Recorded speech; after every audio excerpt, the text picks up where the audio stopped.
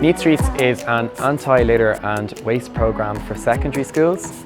We have 14 schools here today, and while we're all from different parts of Ireland, we're coming here with a common goal, and that is to look at the issue of litter and waste in our towns.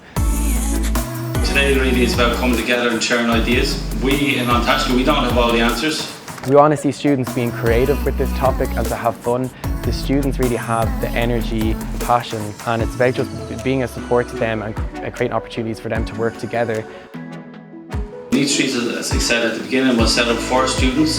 So we want the students really to be the decision makers, the ones that take the action and lead the Neat Streets programme.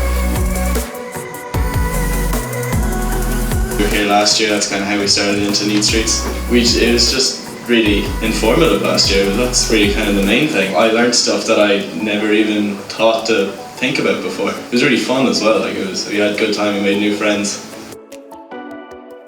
Plastic Out of the Park was started by a group of TY students in around 2017 just to help tackle the problem of plastic pollution. So we decided to ban single-use plastic in the school. The next thing we did is we decided to write a policy on single-use plastic to bring it into the school and make it part of our school's identity just as much as sports or drama or anything else. It's definitely like a culture change as well, like the attitude towards plastic has completely changed. We're the generation that's going to have to deal with it.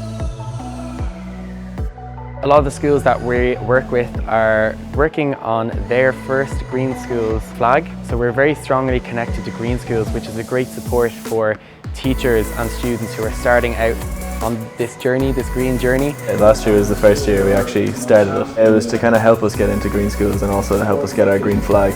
You learn how to kind of take leadership but still work in a team environment and how to educate like a group of people really.